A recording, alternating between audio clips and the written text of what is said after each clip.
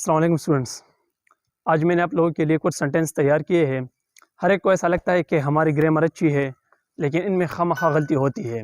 तो इस वीडियो को आखिरी हद तक देखिए और देखिए कि आपके ग्रामर में गलती है या नहीं है। तो अपने सेंटेंस को चेक करने के लिए आप कमेंट भी दे दिए। ये हमारे सेंटेंस है, तो लिहाजा आप इसे देख के इस वीडियो को आखिरी हद तक देखिए, क्योंकि आपको पता लग जाएगा कि हमारा सेंटेंस सही है या गलत है। हर एक को लगता है कि हमारे सेंटेंस सही है, लेकिन इसमें थोड़ी गलती है। तो लिहाजा देख ले इसे। हमारे पहले वाला सेंटेंस है, she broken all the furnitures in the room. तो स्टूडेंट्स, इसमें गलती है या नहीं है? इस पहले वाले सेंटेंस में कहाँ पर गलती है? अगर गलती है भी तो कहाँ पर है? She broken all the furnitures in the room. अगर हम इस सेंटेंस को देख लें तो ये पास्ट सिंपल का सेंटेंस है, पास्ट इंडेफिनिट जैसे हम कहते हैं। She broken all the furnitures in the room. आमतौर पर हम जब ऑल का इस्तेमाल लफ्ज़ इस्तेमाल करते हैं तो हम इसे प्लूरल नाउन के लिए इस्तेमाल करते हैं। जैसा हम कहते हैं, all the students must do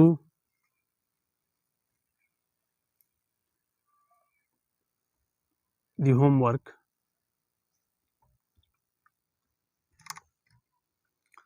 तो अगर आप इसको देखिए, जो ये आल है, आल, तो हमने ये प्लूरल नाउन के लिए इस्तेमाल किया है, लेकिन कुछ ऐसे नाउन भी है जिसे हम प्लूरल नहीं कर सकते। ये हमेशा सिंगुलर फॉर्म में होंगे, और इस नाउन को हम अनकाउंटेबल नाउन कहते हैं इंग्लिश में।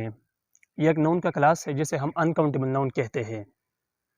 तो ये जो फर्नीचर है, ये भी अनकाउंटेबल नाउन है। इसमें लगेज भी आता है, लगेज।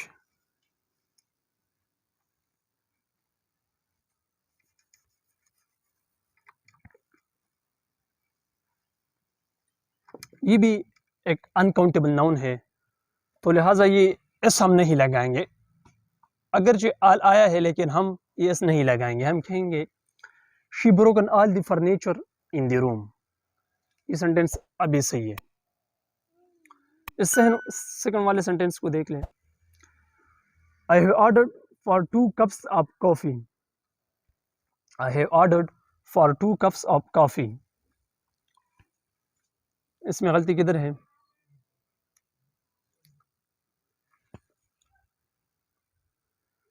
इसमें गलती है, आपको पता होना चाहिए कि ये जो ऑर्डर्ड है, ऑर्डर्ड, ये एक ट्रांजिटिव वर्ब है और ये प्रीपोजिशन नहीं लेता। जब हम ऑब्जेक्ट को इसके साथ कनेक्ट करते हैं तो ये प्रीपोजिशन नहीं लेते। ये जो फॉर है, ये इधर प्रीपोजिशन है। हम इंशाल्लाह पढ़ेंगे कि एक ट्रांजिटिव वर्ब होता है और एक इंट्रांजिटिव वर्ब होता है।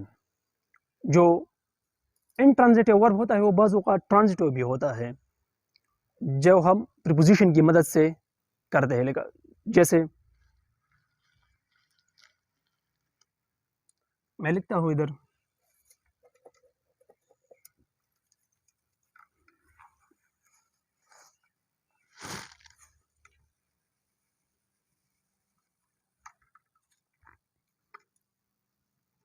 She laughs.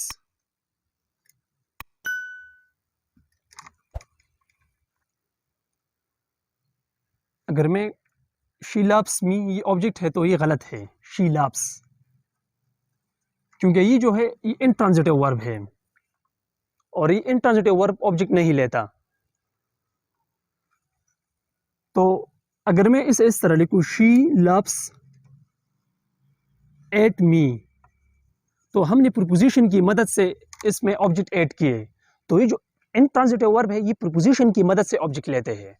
तो ये जो ऑर्डर है, ये भी इंट्रांजिटिव वर्ब है। तो इस फॉर को मैं नहीं लिखूंगा, मैं लिखूंगा I have ordered for 2 cups of coffee. ये हम डिस्कस करेंगे ट्रांजिटिव इंट्रांजिटिव वर्ब बहुत डिटेल से इंशाल्लाह वर्ब में। जो हमारा तीसरा वाला सेंटेंस है, I want that you should do your homework, इसमें गलती है या नहीं है? ये मैंने खुसूस आपके लिए तैयार किया है। जैसे बहुत से स्टूडेंट्स को ये समझते हैं कि हमारे सेंटेंस, हमारे ग्रामर सही है, लेकिन उसमें खामखा गलती होती है। तो इंग्लिश जो है ये बेसिक है, ये इनका वक्त भी नहीं लेता। तो इस सेंटेंस को आप ज़रा गौर से देखिए, I want that you should do your homework, इसमें भी गलती है। ये जो वांट है, वांट, इसे हम दैट क्लॉज में नहीं लिख सकते। मैं डिस्कस करूंगा, ये जो दैट क्लास है ये नाउन क्लास है, ये हम डिस्कस करेंगे क्लास में। क्लास क्या होता है, फ्रेजेस क्या होते हैं, ये हम डिस्कस करेंगे। तो इसे हम दैट क्लास में नहीं लिख सकते, हम इस तरह लिखेंगे,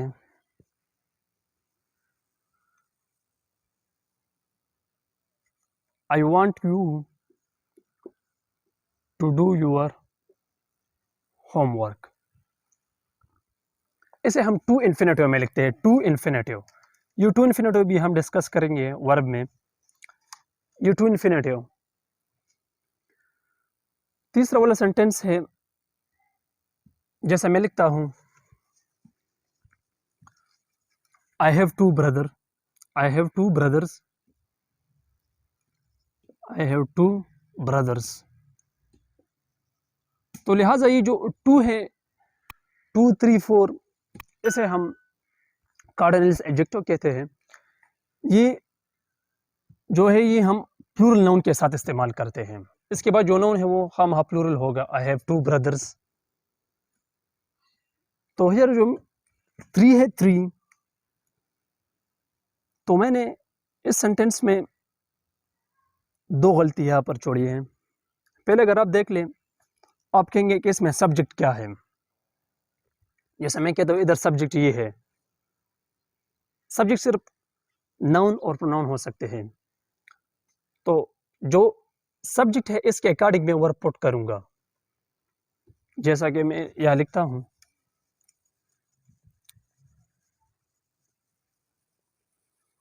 प्रेजेंट कंटिन्यूस टेंस में डिटेल से डिस्कस करूंगा।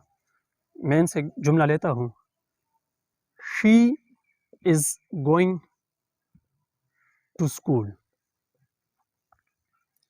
ये जो शी है ये सब्जेक्ट है और मैंने वर्ब इसके अकॉर्डिंग पुट किया। तो जब सब्जेक्ट सिंगुलर होते हैं तो वर्ब हम भी सिंगुलर पुट करते हैं। अगर हमारे पास सब्जेक्ट प्लूरल हो, जैसा कि they are going to school, तो ये सब्जेक्ट है, ये प्लूरल है, तो हम वर्ब भी प्लूरल पुट करते हैं। जैसे Ali is going to school, Ali is going to school. अगर मैं लिखूं Ali and Umar are going to school, तो ये जो प्लूरल है इधर, तो मैं वर्ब भी प्लूरल पुट करूंगा। यहाँ पर दो नाउन्स है, सब्जेक्ट दो है हमारे। तो अगर यहाँ मैंने डॉलर्स, ये हमारा सब्जेक्ट है, चलो इसे, यहाँ पर हमारा सब्जेक्ट कौन सा है, ये वाला है। यहाँ पर सब्जेक्ट या ये वाला है, यहाँ पर सब्जेक्ट दरअसल में डॉलर सब्जेक्ट है। तो अगर डॉलर सब्जेक्ट है और ये प्लूरल है तो ये हैव तो सही है, लेकिन ये सही नहीं है।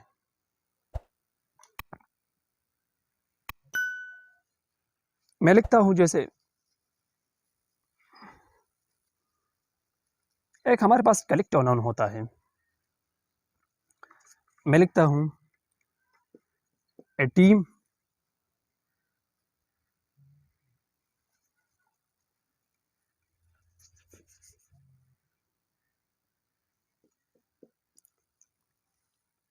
is arriving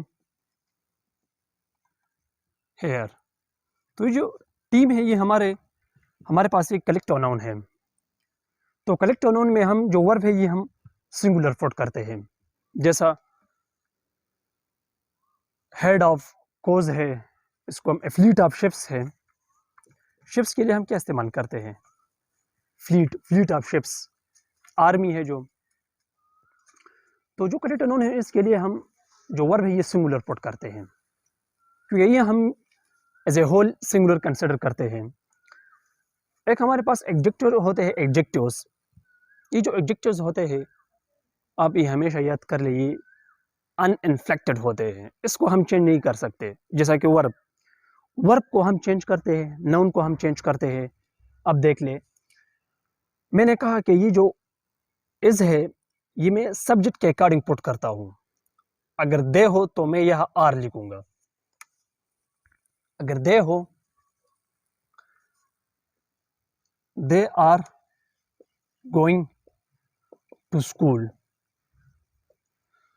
तो सब्जेक्ट है तो इसके अकॉर्डिंग मैंने वर्ब पुट किया, तो ये वर्ब जो है ये सब्जेक्ट के अकॉर्डिंग चेंज होता है।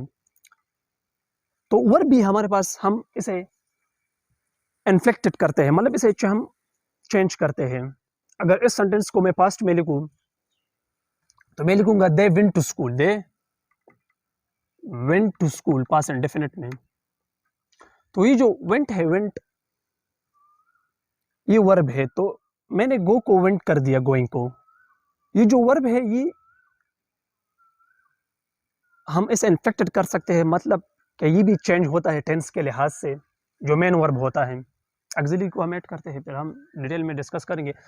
और ये जो सब्जेक्ट है, ये जो वर्ब है ये भी इन्फ्लेक्टेड होते हैं, लेकिन ये जो एडजेक्टिव्स होते हैं, एडजेक्टिव्स ये चेंज नहीं होते। मतलब ये जैसा कि वर्ब को मैं सिंगुलरिटी और प्लूरल के बेस पर मैं इसे सिंगुलर प्लूरल लिखता था, सब्जेक्ट को देखते हुए, मद्देनजर रखते हुए सब्जेक्ट को। लेकिन अगर आपके पास आपका नाउन सिंगुलर हो या प्लूरल हो, आप एडजेक्टिव को सिंगुलर लिखेंगे। ये रूल बेसिक है, इसे जहन नशीन कर ले कि आप एडजेक्टिव को हमेशा सिंगुलर लिखेंगे। ये जो एडजेक्टिव्स ये नाउन को क्वालिफाई करता है, मतलब ये नाउन को डिफाइन करता है। जैसा मैं लिखता हूँ, Ali is a clever boy, हम इसे एडजेक्टिव में डिस्कस करेंगे।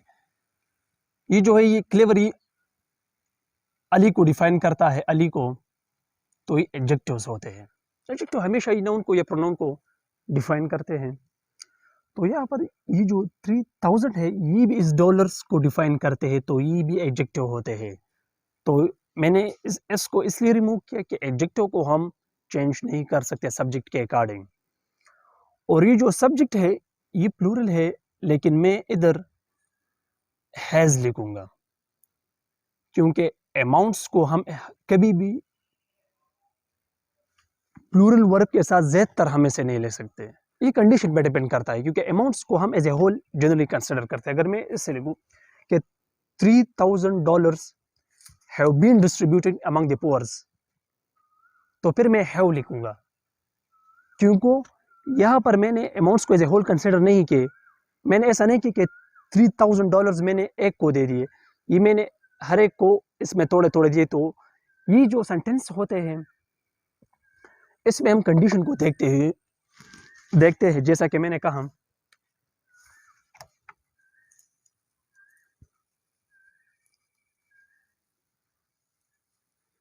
ये जो जूरी है, जूरी, ये जो कोर्ट होते हैं इनमें जो जजेस होते हैं इसको हम जूरी कहते हैं, इसके कलेक्शन को। ये भी कलेक्टिव नाउन है, jury. Jury is planning about the matter या डिस्कसिंग। तो ये जूरी है, इसे मैं कलेक्टिव नाउन के, तो मैंने सिंगुलर यहाँ पर पुट किया। अगर मैं इसे लिखूं, jury were divided according to their opinion, according to their opinions।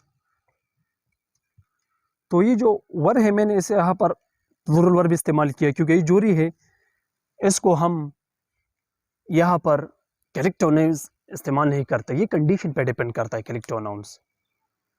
तो इधर हम सिंगुलर इसलिए इसे कंसिडर करते हैं क्योंकि यहाँ पर हम इसे एज ए होल अमाउंट में कंसिडर करते हैं।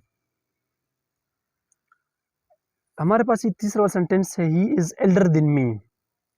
ये सही है या गलत है? ही इज एल्डर देन मी, कहाँ पर गलती है?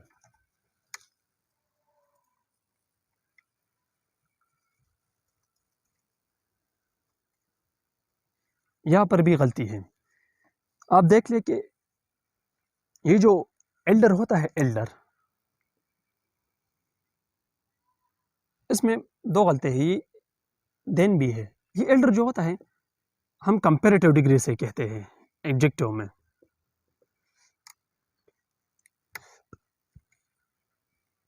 कंपैरेटिव डिग्री में तो ये जो एल्डर है, ये अगर जो हमें कंपैरेटिव डिग्री लगता है ओल्ड का, ओल्ड है इसका पॉजिटिव, इसको हम कहते हैं पॉजिटिव डिग्री। ये जो एल्डर है, ओल्डर, ये कंपैरेटिव डिग्री है, दो के लिए हम इस्तेमाल करते हैं। फिर एल्डेस्ट है, ओल्डेस्ट है, इसे हम सुपरलेटिव डिग्री कहते हैं एडजेक्टिव में। तो ये जो एल्डर है, ये अगर जो हमें कंपैरेटिव डिग्री दिखाई देता है, लेकिन ये कंपैरेटिव की प्रॉपर्टी इसने लॉस की है, इसको हम एज ए कंपैरेटिव इस्तेमाल नहीं करते। और इसमें एक सवाल भी है, ये जो एल्डर है, एल्डर एज एडजेक्टिव, ये हम जो फैमिली है उसके मेंबर के लिए, जो एक फैमिली है उसके अपने मेंबर के लिए इस्तेमाल करते हैं। जैसा my brother is elder than me, तो he is my brother, he is in my family, so I will use elder. ये मैं सिर्फ एल्डर और ओल्डर में, आप ये समझिए इसमें फ़र्क क्या है, ये एल्डर एंड ओल्डर। इसका भी एल्डर है, इसका सुपरलेटिव एल्डेस्ट है। ये ओल्डर है, इसका सुपरलेटिव ओल्डेस्ट है। तो ये जो एल्डर है, एल्डर, इसे हम सिर्फ पर्सन्स, मेंस के लिए, मीन सिर्फ पर्सन के लिए इस्तेमाल करते हैं, और ये जो ओल्डर है इसे हम दोनों के लिए इस्तेमाल करते हैं। अगर मैं कहूँ this builder is older than that building, तो ये सही है। अगर मैं कहूँ is this building is elder than that building, तो ये गलत है, क्योंकि एल्डर को हम पर्सन्स के लिए इस्तेमाल करते हैं। तो ये भी गलत है। हम लिखेंगे he is older than me, क्योंकि यहाँ पर तो पता नहीं चलता कि वो हमारा ब्रदर है, हमारा फैमिली का है। और एक देन भी है, देन हम एल्डर के बाद हम देन को हमेशा नहीं लिखते, एल्डर के बाद। ये जहन नशीन कर ले कि जो एल्डर है, एल्डर, इसके बाद हम देन कभी भी नहीं लिखते। अगर देन आए तो वो गलत है। He is older than me comparative form में, कंपैरेटिव फॉर्म में एडजेक्टिव में, इसके एडजेक्टिव में हम पढ़ेंगे, इसके बाद हम देन लिखते हैं। तो ये कुछ सेंटेंस है, इसमें गलती है। मैं थोड़े और सेंटेंसेस भी यहाँ पर आपको लिखता हूँ। अगर मैं आप लोगों से कहूँ, आप लोगों को पता है ये वर्ब क्या होते हैं, वर्ब की क्या डिफिनीशन होती है वर्ब की? ये जो वर्ब है, ये सब्जेक्ट के एक्शंस को डिस्क्राइब करते हैं। अगर मैं ही इज जंपिंग, तो ये जो वर्ब है ये इसको डिस्क्राइब करता है कि इसके एक्शंस को, ही इज जंपिंग। अगर मैं लिखूं ही इज स्लीपिंग, ये भी इसके एक्शन को, वो सो रहा है। तो ये जो वर्ब है ये इसके एक्शंस को, सब्जेक्ट के एक्शन को डिस्क्राइब करता है। लेकिन अगर मैं लिखूं ये ही इज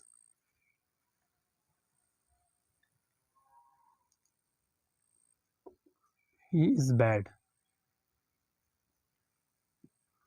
तो यहाँ पर ये तो इसके एक्शन को डिफाइन नहीं करता।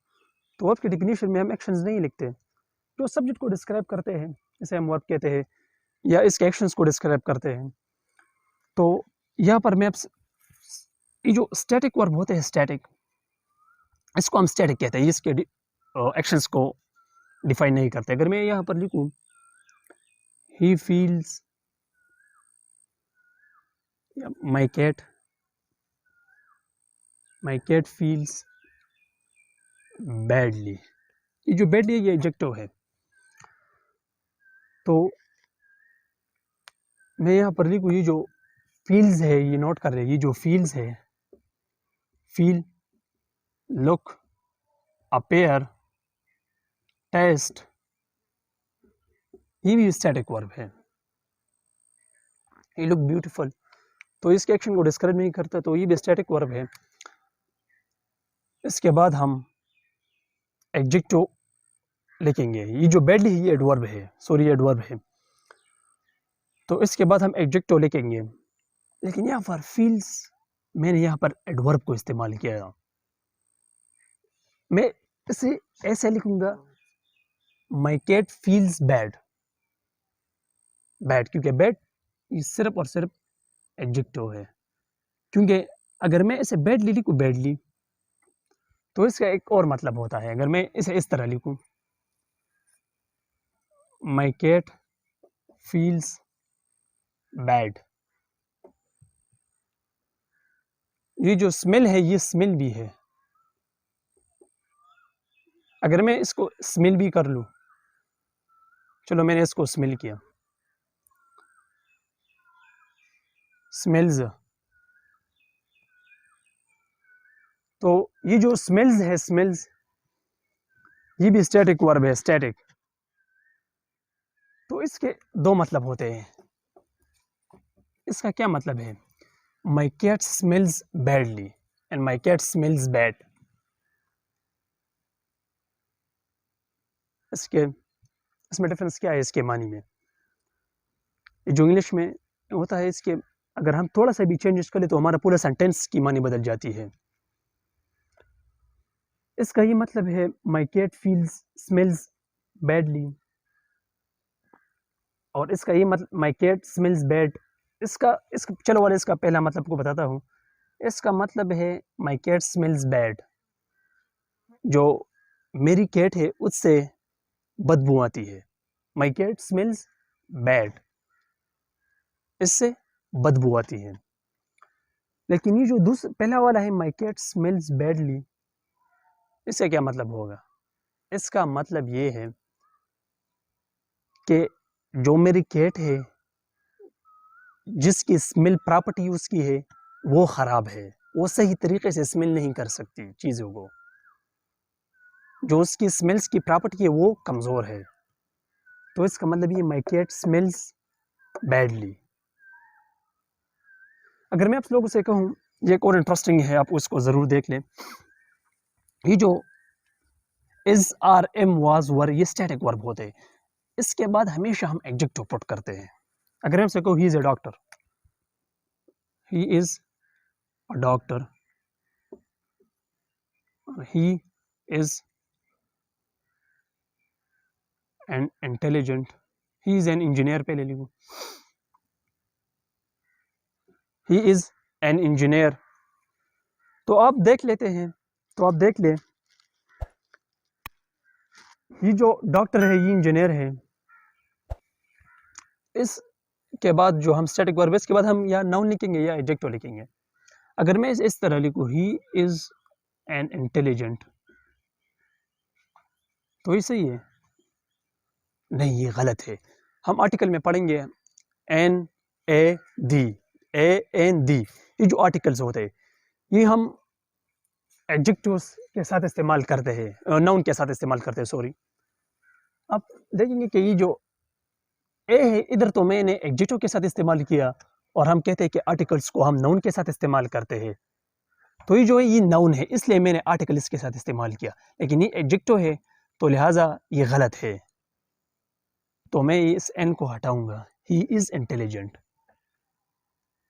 और अगर आप देख ले कि आप देखेंगे कि ये जो Ali is a clever boy, तो आप कहेंगे कि ये जो ए है मैंने इसके साथ क्यों इस्तेमाल किया एडजेक्टिव्स के साथ? तो ये जो ए है ये मैंने बॉय के लिए इस्तेमाल किया। चलो मैं इसे प्लूरल कर देता हूँ, आपको पता चल जाएगा। Ali and Umar are clever boys. तो इधर तो मैंने एन ए को मैंने हटा लिया, क्यों? क्योंकि ये जो ए है मैं इसे बॉयज़ के अकॉर्डिंग में पुट करता था, तो इधर जो है ये बॉयज़ है प्लूरल है, तो मैंने इस ए को इसलिए हटा के कि ये बॉयज़ है ये प्लूरल है, तो इस ए को मैं इसके अकॉर्डिंग पुट करता था। ये इसको डिस्करेक्ट बताइए, इस क्लेवर को नहीं। तो लिहाजा जो स्टैटिक वर्ब होते हैं जिसे हम इज़, आर, एम, वाज़, वर, ये वर्ब बी है। बेसिकली हम वर्ब में से डिफाइन करेंगे। ये जो वर्ब बी है ये जो हम टेंसेज में इस्तेमाल करते हैं, अगर मैं ये लिखूँ ऑक्सिलरीज जो होते हैं, ये ऑक्सिलरी में आता है वर्ब बी। अगर मैं ये लिखूँ टेंसेज में, बच्चों को ये पढ़ाया जाता था, I have a book,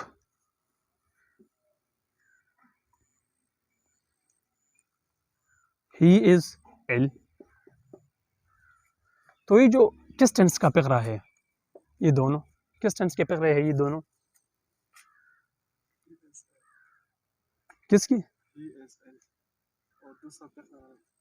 he is ill, sorry he is ill, ये किस टेंस के फिक्रे हैं?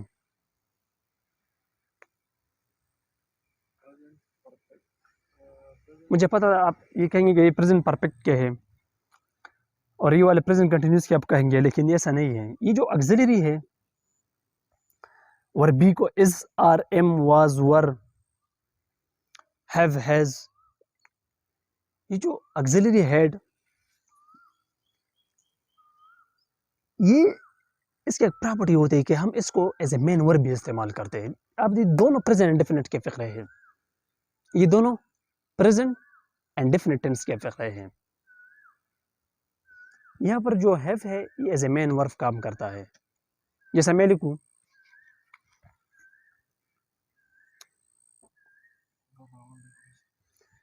ही हैड अ बुक, तो इस किस टेंस के फिक्रे हैं? He had a book, past simple की। He was ill, he was ill, ये किस टेंस के फिक्रे हैं? ये पास्ट सिंपल के फिक्रे की टेंसेस है, क्योंकि यहाँ पर हैव मेरे पास है, have as a main verb यहाँ पर इस्तेमाल हुआ है। तो जो ऑक्सिलरीज की प्रॉपर्टी है, ये हेल्पिंग वर्ब भी इस्तेमाल होते हैं और एज ए मेन वर्ब भी इस्तेमाल होते हैं। तो यहाँ पर जो है, हैव, ये एज ए मेन वर्ब इस्तेमाल हुआ है। तो ये भी प्रेजेंट एंड डेफिनेट का है, ये भी प्रेजेंट एंड डेफिनेट का है, और ही वाज इल ये भी पास्ट सिंपल का है, and he had a book ये भी पास्ट सिंपल का है। तो ये जो वर्ब है हम इंशाल्लाह टेंसेस में ये बहुत डिटेल से डिस्कस करेंगे। तो ये कुछ फिक्रे थे, आपको कैसी लगी? अगर आपको ऐसी वीडियो चाहिए तो कमेंट में ज़रूर लिख के हमें बताइए कि हम ऐसी वीडियो आपके लिए तैयार करें। और अगर आप चाहते हैं कि हम इस ग्रामर को शुरू से मतलब बहुत प्रिसाइज तरीके से मैं इसे लिखूँ आपके लिए, नाउन है जो प्रोनाउन है इसके बेसिक में आपको समझाऊँ इस एक लैंग्वेज के, कि जो आपको कम्पिटिटिव एग्ज़ाम्स है, जो मुख्तलिफ स्टूडेंट्स NMD कैट के लिए तैयारी करते हैं उनके लिए आसानी हो, तो कमेंट में हमें बता दिए, हम आपके लिए ऐसे वीडियो इंशाल्लाह तैयार करेंगे। Thank you.